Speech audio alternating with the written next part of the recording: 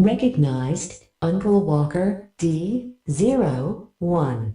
Recognized Emily of Arden D12. Initiate part 1. Are you? It's pretty cold where I come from. Oh, here. Dude, that's your sister!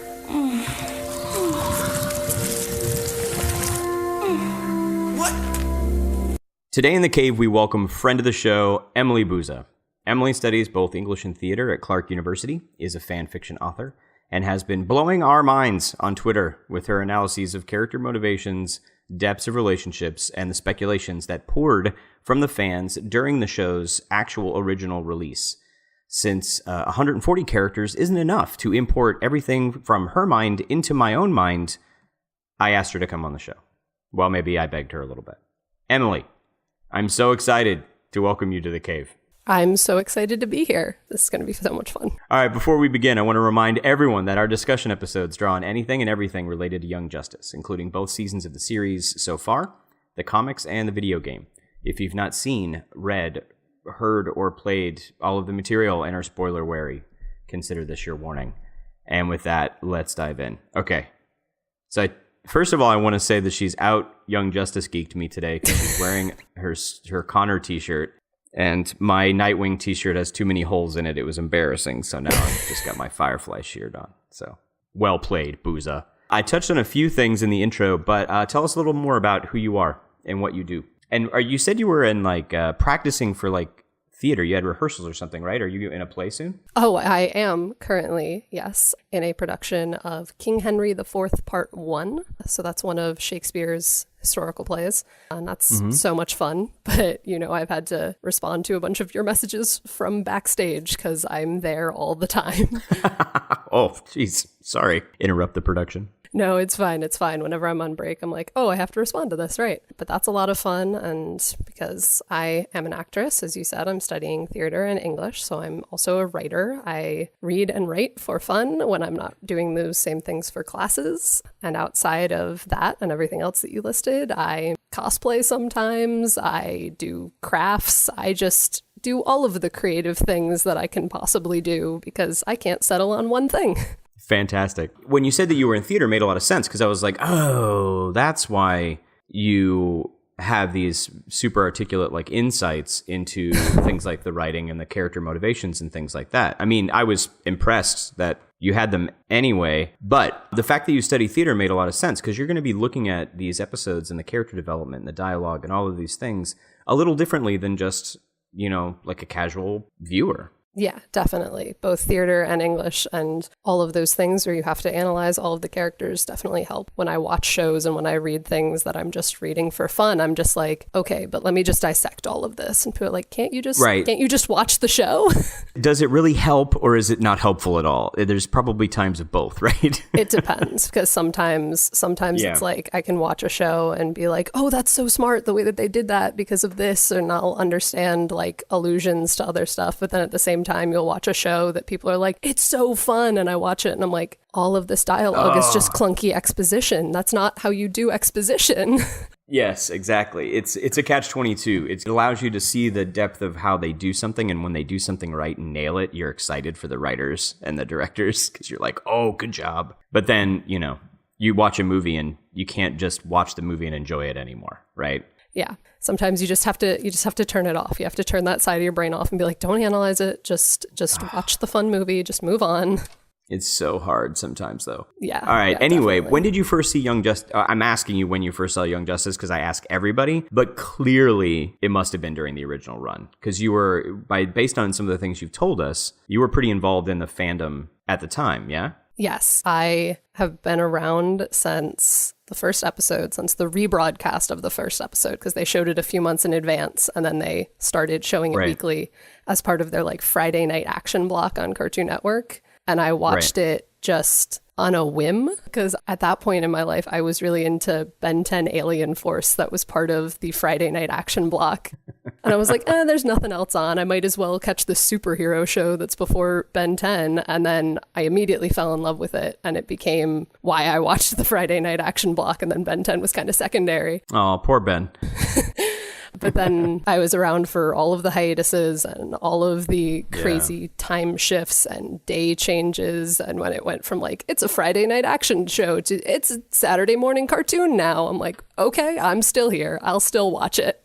Right. That's interesting to me because I bought the show on iTunes because we don't have cable in our house. We just do the Apple Box thing. And so I knew that they'd switched the times that it had been released, but I didn't realize that they'd shifted so badly, and like it was on a Friday night, like prime time, and then it was on a Saturday morning. It used to be for a long time back in the day on Cartoon Network. They had this thing going that like Thursday night was new episodes of their comedy shows, and then Friday night was new episodes of like their 4 main action shows. It was like Ben 10 Alien Force, Generator Rex, Star Wars The Clone Wars, and then it depended. Sometimes it was Batman the Brave and the Bold, and then Young Justice got added to the block, and then sometimes they had other shows that were rotating in that lineup. Was the Green Lantern animated series, was that in that block folding into? Because that was releasing about the same time. No, because that ended up getting released. I'm pretty sure, if I'm remembering right, it was a while ago. That came out after it had been switched to a Saturday morning cartoon. That was when they made the DC Nation block, where it was like Green Lantern and Young Justice, and then like little 30-second, 1-minute shorts on commercials that were DC related. So Green Lantern came after they had made the switch to Saturdays. Gotcha.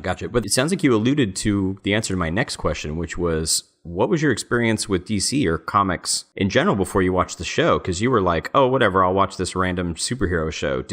Were you not a comic reader before you saw the show? I was not a comic book fan before this. I knew about as much as anybody knows. Like, I knew Superman was Clark Kent. I knew Batman was Bruce Wayne. I knew all of the random pop culture stuff. And I have an older brother, and he watched Batman Beyond and stuff like that. So I knew some things. And like, I'd grown up with Teen Titans being on and around. So like, I knew enough, but I was never into superheroes. Like, to me at that age when that was coming out, I was like, superheroes are the boy genre. Like, I watched things that were for boys. I watched Ben 10, but superheroes always felt like just for boys. It was guys with powers punching each other. It always felt like to me. And then I watched Young Justice, and Young Justice was like, oh, there are characters here. There's a story you can tell with these characters. And Young Justice was what made me go into a comic book store for the first time. The first comics I ever bought were the tie-in comics. I got issues 13 and 14, I think, were the first ones that I had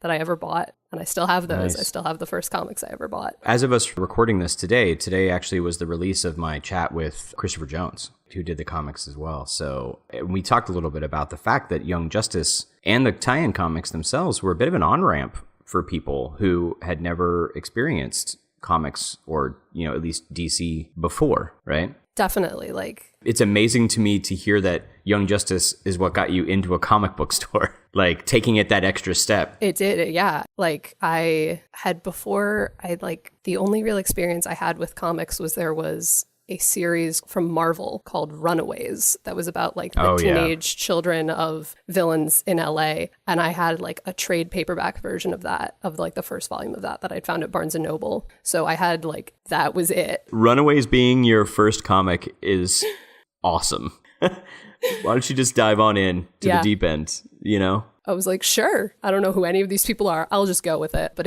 I loved that. And then with Young Justice, I remember for my birthday, I'd asked for the first trade paperback of Young Justice. So I'd read those first. Yeah. I'd read like the first volume of that as a trade paperback. And then after I'd finished that and I'd loved it, and I was like, this is a monthly series. I can get this every month. I don't have to wait for this to be published in a paperback. So I found my local comic book store and asked my mom one summer, so that teenage superhero show I watch? Can we go to the comic book store? I need to buy the comic, please. And she's always been so supportive of me being a nerd, because I'm from a family of nerds and we're all nerds about different things. So she was like, yeah, sure. So I went and I bought them, and then I went back every month to keep buying them for the rest of that run. From issue 13 onwards, I was on board. I was like, every month I'm going and buying this because it's amazing. That's fantastic. Okay, so that again leads me into my next question, which was, you had mentioned to me that you basically were doing scaled down versions of what we do in our show,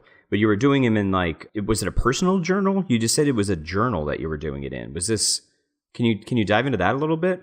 Yes, it was my personal journals back from me being a young kid, and I loved the show, and I wanted some way to express all of the things I was thinking and feeling about the show. So I had like my daily journal, like a diary like you keep or whatever when you're younger. And so I had sections of it where I'd just write, I'd be like, new episode of Young Justice was today. And then I'd write all of my thoughts on what happened and things that were going on. Because I saw people doing like YouTube reviews of the show. And I'm like, I can't do that. But I still have a lot of things I want to say. So I just wrote them for myself to write them and like talk to my friends about the show. But like nowhere near as in depth as you guys, because I don't have all the history and didn't have all the history back then, even though I was searching out everything I could find. You're not old is the word you're looking for. So I was writing about them in... I can't believe this. Wait. She's pulling it off her shelf. She's pulling it off a shelf. I grabbed them last time I went home because I'd mentioned them to you. So I'm like, I need to find these if I have them somewhere. I had them buried somewhere in my closet with all of my old journals. And if I can find it, the one that I wrote for Terrors is like 30 pages long.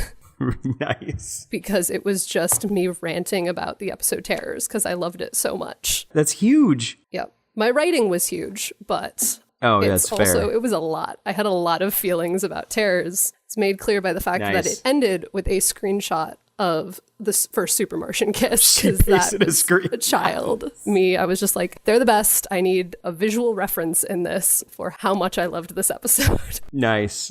We're definitely going to dive into Super Martian a bit. Yes. Also, I'm going to convince you to give us scans of those and share them out to everyone. That's going to happen. Nowhere near as good as the things you guys have done with analyzing. I am fascinated. So what age were you when you were doing that? When the show first premiered, I hate to ask. I was since it was 5 years ago, I was in 8th grade. I was a preteen. I was little 13, 14. I was the same age as Robin.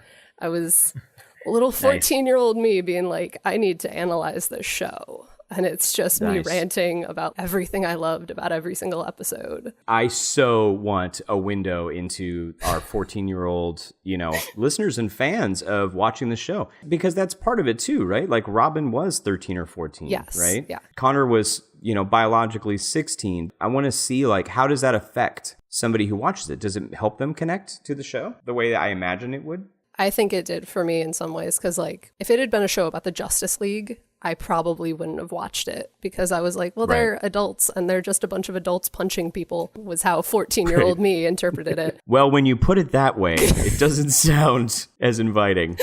Of course, there's so much more than that, and I know that now. But when I was 14, I was like, well, maybe it'll be fun. They're teenagers. Robin's my age. Maybe I'll understand this. And since then, one of my favorite genres in comics is teenage superheroes and them working as teams. I love it. I love that dynamic of being like, you have all of these people who are super powerful and they're all working together. And they're also incredibly awkward and trying to pass algebra. I'm like, that is an amazing combination. Right. Young Justice led me to things like Young Avengers and X-Men Evolution and a bunch of these other shows and comics that were like, what if we take a bunch of people that are all between the ages of 15 and 18 and just let them free and let them fight crime? I'm like, I will read that every day.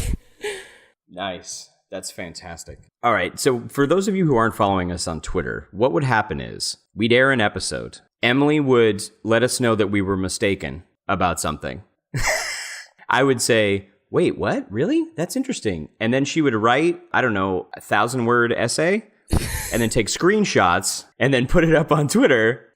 And then I would read them all and realize she was right. And I had a whole new view of the world. So by the conclusion of the second essay that you wrote for us to read, I knew I wanted to have you on the show. And actually, I had messaged you and said, please come on the show and talk about this because this is a piece of fandom I don't know about. But I think probably 5 minutes after I wrote that, one of our other listeners was like, can you please ask her on the show? Because this is really interesting. So yeah, I remember seeing that. Not only are you an articulate and insightful writer, you really open my mind to two parts of Young Justice fandom that I don't know that much about, which is fan fiction and shipping. I have a couple of really good friends of mine in the gaming industry, Kat Cool and James D'Amato, they've both been on the show, who are big fan fiction readers, right? So back in a previous life, I was much more of a prose author and writing young adult fiction. And my view of fan fiction was something that was, it's fun. it's cool. People can express themselves. But that's about all I knew. And then Kat and James started throwing out all this lingo and like these different categories and like, this is what this is. And they were like, we have a lot of lingo. And they're fully into it, like really into it. Like they search out certain fan fiction authors and that kind of thing. And that was the first time I'd gotten a glimpse that this is bigger. This is a bigger piece of fandom than I knew about. So though in my head anyway, these two fandoms are closely related, they're really different. So, I mean, they can be taken in and of themselves. Someone can be a shipper without writing fan fiction, and someone can technically write fan fiction and not have it be about a romantic relationship. It could be something else, right? Yeah, definitely. Both are true. So can you give us like a quick definition of kind of what shipping means? Like, what is that defined as? In fandom, shipping is generally seen as just the idea of there are two characters that you watch the show, you read the book, you watch the movie, whatever it is, and there are two characters that you feel strongly should be together. Right. Romantically. Yes, romantically. And so because of that, I've seen 1,000,001 definitions of it online because everybody likes to come up with their own definition and how they see it. Someone somewhere along the lines described it on like Tumblr or something as being in love with the idea of two characters being in love, which is the simplest way of doing it. And so because of that, you end up drawing fan art, writing fan fiction, making YouTube videos, AMVs, like what you guys share a lot of the time. Just any way of being like, there are these two characters, they need to be together, and I will make that happen if the show won't. And sometimes the show does, and sometimes it doesn't. And either way, you're just invested in their relationship. Okay, I get it. So take a second before we dive into fan fiction, because there is a ton I want to dive into fan fiction. I want to talk a little bit more, and then we'll kind of get back to kind of merging the two together a little bit. But there was something specific that you had mentioned about that was unique about Young Justice shipping. Please let me know if I'm using these terms incorrectly. But like, there's a trend in Young Justice. I don't know if it started there, but you were saying that it kind of went in a different direction as far as shipping etiquette is concerned, because there's something about the names, like there's a shipping name for the relationship, right? And it's typically a mash together, right? Yes. My wife's name is Megan. We call her Megs, and I'm Rich, and so we're referred to as Regs.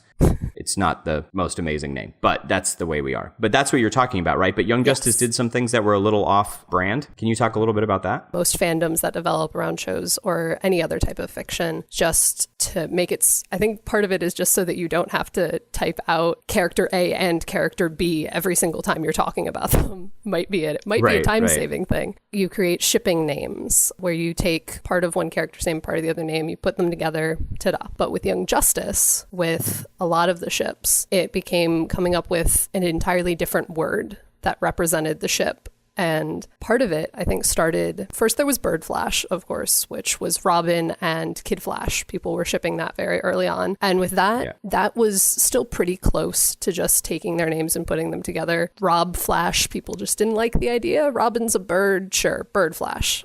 Right. But then once Artemis was introduced and people started shipping her with Wally, there was a few different names going around the fandom. People were throwing around wall art and stuff, and there was just no consensus. Wall art? Yes, wall art. They're just a painting.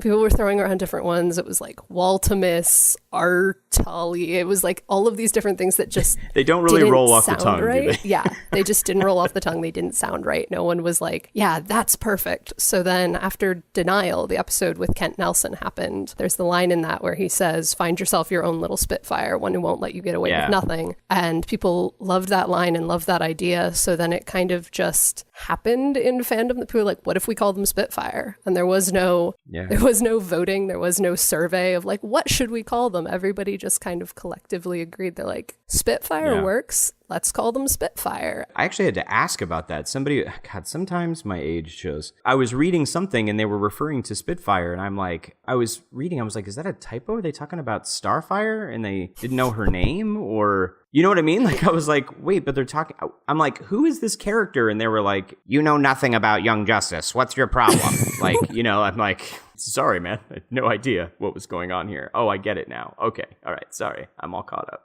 Carry on. Yeah. Once that happened and people had kind of just agreed together of like, we'll call them Spitfire, that opened the gate for like everything else after that. every ship after that had that option. Like when Zatanna showed up and people started shipping Robin and Zatanna, at first there were a few names going around, and it was like some people were calling it Rob Tanna because that worked. It fit together well enough. But then people were like, let's just call it Shallant. She made up that word. That's a thing that he does. Let's call it Shallant. See, that's so good to me. Yeah. Because it not just tells you who is involved in the relationship, it tells you about the relationship. Yeah, definitely. Right? With that, just it was choosing names based on significance. Yeah. Rob Tanna doesn't give me a warm fuzzy. Shallant gives me a warm fuzzy in my chest. I like that.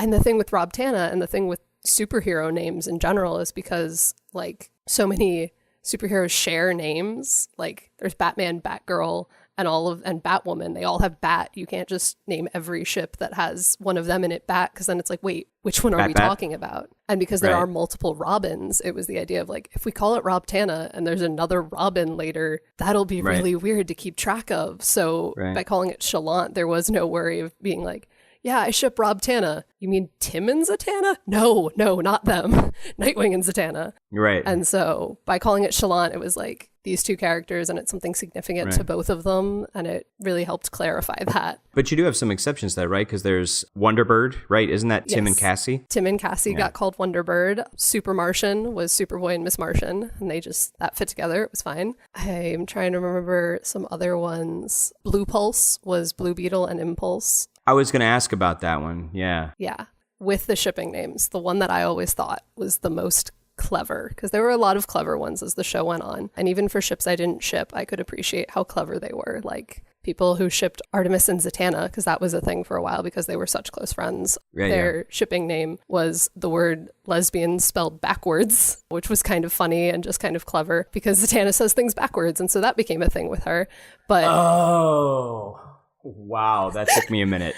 That's actually super clever. And they did that for a lot of Zatanna's ships with other people who weren't Nightwing. Some people liked the idea of like Billy Batson having a crush on Zatanna once she joined the League. And so people referred to that as the word Shazam backwards and things like that. But the one I always thought was the most clever in season 2, there's the whole thing with Connor and Wendy, and with like that idea of maybe them getting together. And with them, their ship name, even though I didn't ship it because I love Super Martian, I never shipped it, but the name people came up with them. I like how you're defensive about it. Like you're like, I'm sorry. It's what fandom does to you. So make it clear that this is not something I support. Okay. But their ship name was Neverland because she was Wendy and he was the boy who could never grow up. And I always thought that was so clever. I was like, I don't ship it. Yeah. But I love that you guys came up with that. I love that. Yeah. Because this became a thing. Clever. I was like, that is so clever. Yeah. See, that it seems ridiculous, but that actually draws me to the concept of shipping more than just the mismashing of names. Like Wonderbird's cute, that kind of thing. But the idea of that stimulates my imagination to think about from a storyline standpoint. If I was going to write a fan fiction about Connor and Wendy, that name gives me a through line of what kind of story I might be able to tell with them. Definitely. Right? And reflects that. And same thing with Robin and Zatanna. So we get to see them interact a lot in the show, but the idea of Shallant being the through line of their relationship grounds it a little bit. Yes. Which I really like. Because all of those significance names show a lot of what the relationship is. Like Robin and Zatanna share a word. They share something that they can both think intellectually about. Artemis and Wally are always challenging each other to be better. So they're Spitfire because they're both so passionate about everything. And those kinds of ideas are really reflected in what the Young Justice fandom did. And I always think it's cool. It sounded like you used another kind of jargon term. What did you call this type of naming? Significance naming? Sorry, which type of naming? The mashing up of names or what else? No, the Shallant versus Rob Tanna. Shallant, it sounded like you said significance naming. Is that what you said? Is that the term that's used, or? That's a term I just made up right now. Let's okay, call it that. So everyone, that is the name of the term. We're going to define that now. I feel like that's kind of how it happened. Like it was picking something significant. Like there were things like Lagan and McGann, you can't fit their names together because they have such similar names. So they were called Angelfish because that's what he calls her. Of course. So that was just like, oh, angelfish. Yeah, that's Lagana McGann. Sure. So by Yeah. picking something that was significant, it reflected just the ships, and it was able for fans to more easily just be like, that's how we identify them. We identify them by the thing that matters to them as a ship. I love it. Okay, so is it okay that we'll move on to fan fiction Yeah, a little bit? sorry. And do kind of the same thing? Because there Sorry, was going on a tangent. Oh, you there. don't need to apologize for being into the thing you're talking about. So with fan fiction, it was interesting to me again because as a writer, I felt like, oh, well, I know what that is. But then we were again having a conversation, and you were I don't even know what the sentence was, but you threw out a sentence describing a thing, and I was like, I have no idea what you're describing right now. And it was you talking about, I think it was Disordered. Maybe Yeah. we were having a conversation about Disordered. I think I sent out a tweet that was just like, I can talk about Disordered as hurt, comfort, fix it, fic all day. And you were like, what does that mean? I was like, you're speaking a different language now. And then you sent me all this stuff. So let's talk about that a little bit. So there was hurt/comfort fic. There was fix it fic. And there's Yes. implied/background pairing. I'm sure there's probably 50 of these things. But can you give us a little bit of an insight into the different kinds? Yeah, with fan fiction. I remember a while back, I read something that I think described it really well, whereas in popular fiction and fiction that is out there in the world, the genres are defined by what something is. It's fantasy, it's sci-fi, it's mystery, it's whatever. But in fandom, Right. because you're all writing about the same characters, every Young Justice story is going to be a superhero story. There's no way to get around that. So we don't define it by that. Genres are more defined by what things make you feel, is how some people have described it. Say that one more time. Sorry. With fan fiction, a lot of the time people describe the genres as being more defined less by what a story is and more about how it makes you feel. Sometimes is how people Okay. have defined it, where the main genres of fan fiction, which were two that I did not list in that message to you, are generally fluff and angst are the two biggest genres, where fluff fic is things that are very happy and sweet and everyone is in the right relationship and everyone is happily going about their business and just loving all the right people, and it's just cute stories that make you feel all fluffy inside. Whereas angst stories deal more with the sad emotions. They deal with characters going through breakups. They deal with characters mourning other characters. They are the tragedies of fan fiction. Right. Whereas fluff is sometimes more comedy, sometimes just romantic. And angst fic can be romantic too. It's just that they deal more with characters being upset than characters being happy, and characters going through situations that are much more upsetting for them than fluff fiction. Angst is when you need a good cry, and fluff is when you just want to read about your favorite characters going on little adventures. Nice. So with that, just wanted to establish that, because like almost everything in fan fiction falls somewhere between those two genres, like sort of a spectrum. You can kind of see it as, like, depending on where it falls. But when I was talking to you on Twitter about this and about that episode about Disordered, I described it as hurt, comfort, fix it fic, where hurt, comfort, fix it fic. Okay. Tongue twister, fix it fic, I'm in. fix it fic. Hurt, comfort fic deals with characters going through some sort of distress, whether it's physical or emotional, and then being comforted by another character. And so sometimes this is a way to explore romantic pairings. Like, I'm just going to give a random example. Like, you could write, like, Wally breaks his arm and Artemis is there in the hospital with him to help him with it. And so that would count as hurt, comfort fic. Or something like After Disordered, because we're talking about that. A lot of people were writing stories about, because of that episode and all of the emotional trauma that everyone went through of seeing all of their friends die. People were writing these stories of the characters kind of just comforting each other, being like, it's okay. I was really upset when you died. Just characters holding each other and telling each other it was okay, because...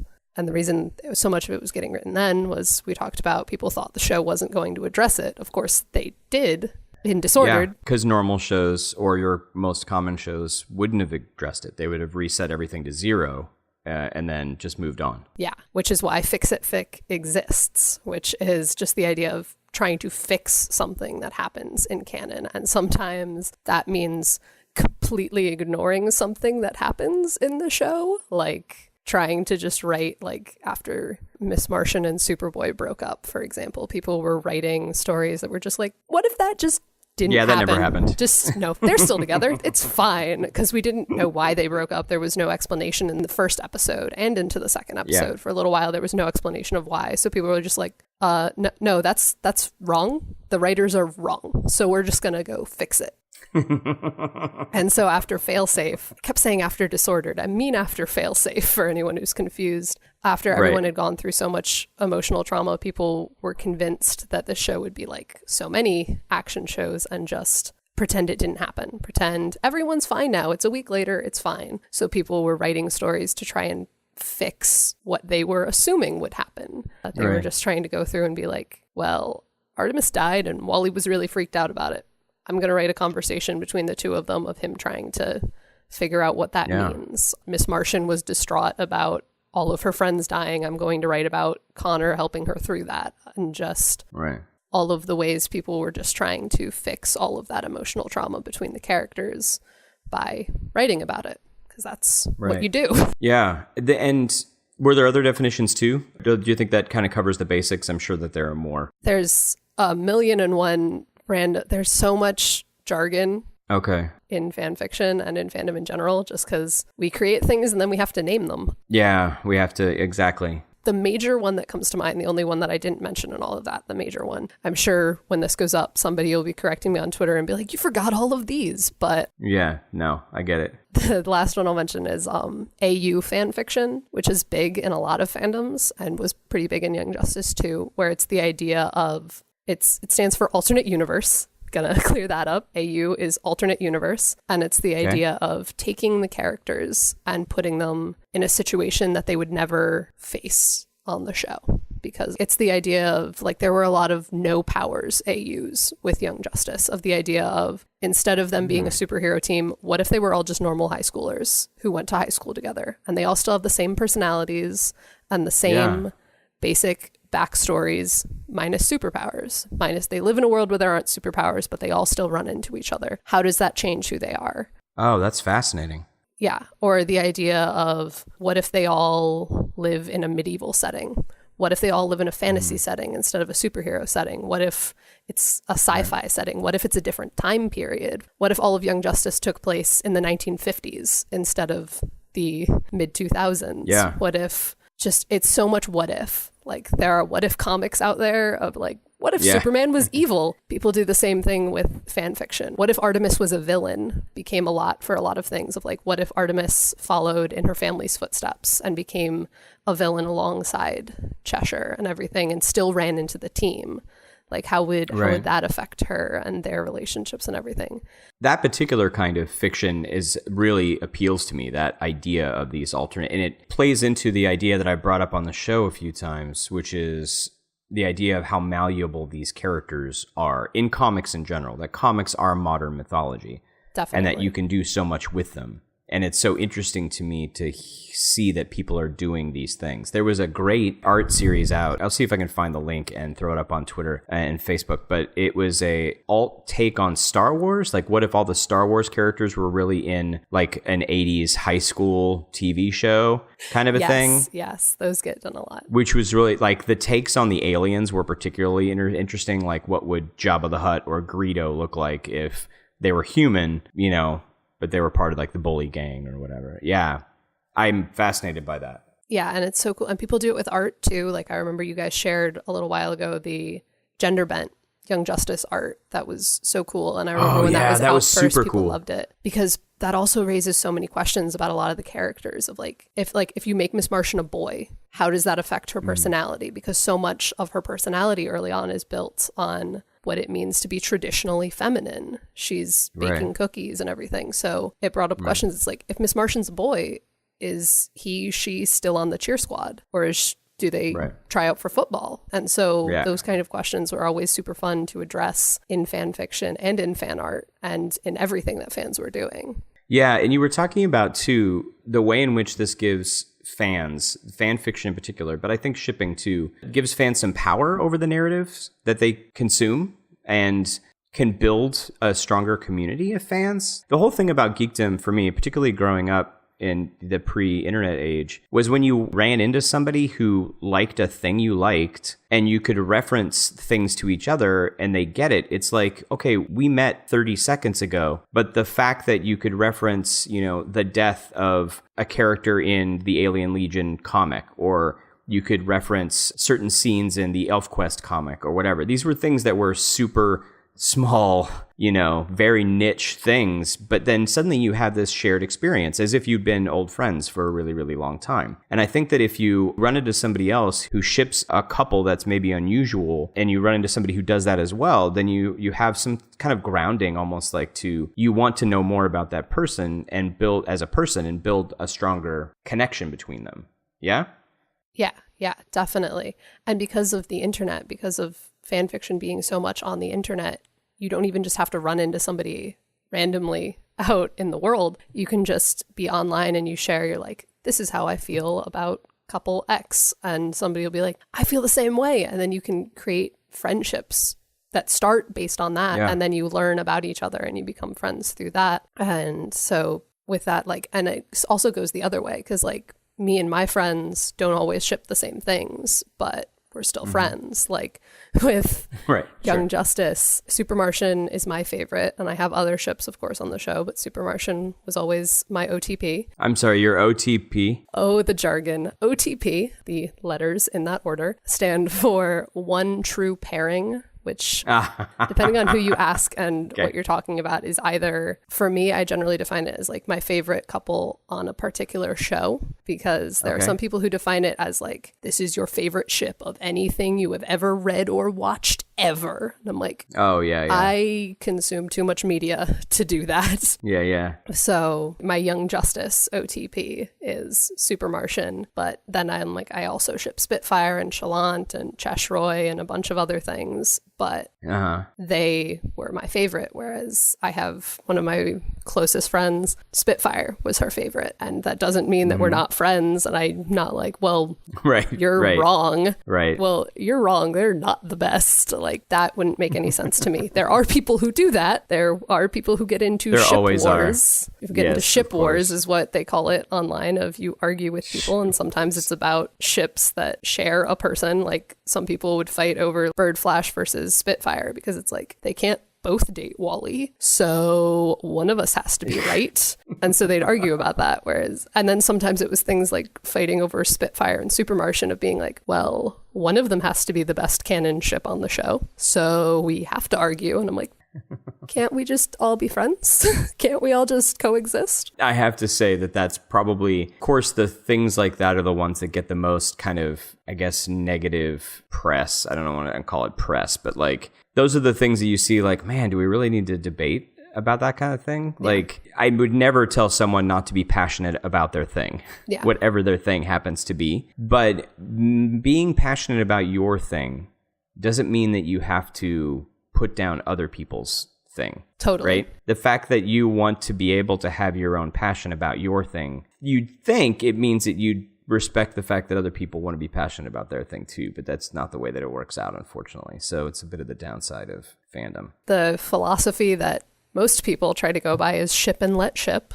If I'm allowed to like what I like, you're allowed to like what you like. It's what most people should go by. Some people don't, but I always try to go with that because it's not fun to argue with strangers on the internet over who's allowed to date who. Over anything. True. Yeah. So let's dive into some of these specific relationships you've been referencing. So I was going to say, could we go back to what your original question was? Because we went off there for a minute. Because what was my original question? How it gives fans more control over the narrative and not building up a community. Sorry, we got so sidetracked because I just talk. You don't have to say sorry to me. It's maybe sorry to the listeners, but I have a feeling they're still here. So I hope they are.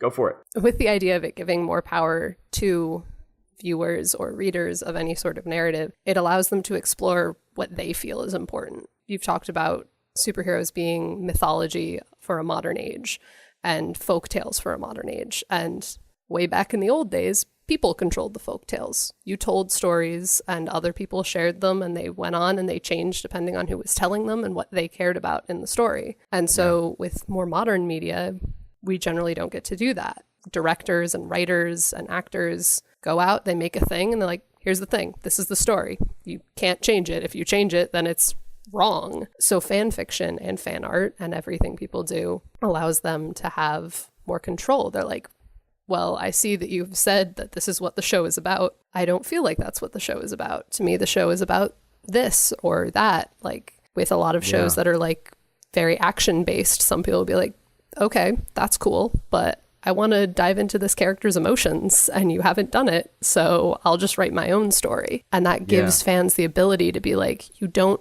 just have to accept the media you're given. You can interact with it. You can change it. You can reshape it. You can cut off what you don't like and add what you do and send it out into the world. And there will be at least one other person who's like, I feel the exact same way. Yep, I get it. Yeah, exactly. And that way of creating new narratives out of old narratives and mashing them together and reshaping them creates this really strong community of people who are all consuming the same media, going and making new media, and then consuming that as well and talking about that. So you could have these situations where someone could watch the show and go, I really like Spitfire, and I'm going to make a playlist of songs that remind me of Spitfire, and I'm going to put that online. Just here's a list of songs that just for whatever reason, the lyrics remind me of them. And someone could listen to that and pick one of their favorites and just be like, I really like this song. I really like this one line in this song. I'm going to go write a fan fiction based on that one line. And then that fan fiction, somebody reads it and is like, that's really cool. I love this scene. I'm going to draw that scene.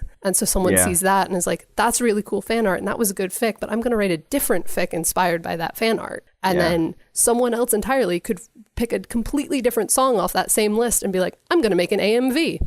I'm going to just make something else entirely out of this. And that way that all of these things interact, how you will get fan art not only of Young Justice, but of specific fan fictions from Young Justice, shows how this community is just making things out of other things and then making more things out of those. It just never ends. People are just creating all of this amazing stuff in this super connected community. And it's just so cool to see that. Guys, I so love living in the future. It makes me so happy. For many of you, it's not the future, it's the present. But for me, I'm living in the future, which is brilliant and allows me to do something like this, which is create a podcast where I get to talk about my passions, whatever my passions happen to be, and hopefully inspire other people to do the same. Conclude Part 1.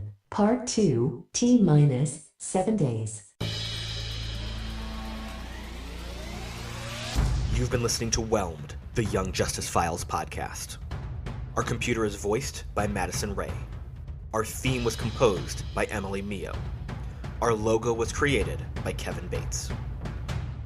Whelmed is a fan-made podcast and is not officially affiliated with DC Comics, DC Entertainment, Warner Brothers Animation, and any other owners of Young Justice or its related source material. As such, these companies have sole ownership of all symbols, images, names, logos, and proprietary material related to Young Justice. Original content of this podcast is ours under Creative Commons. Thanks for listening, and stay whelmed.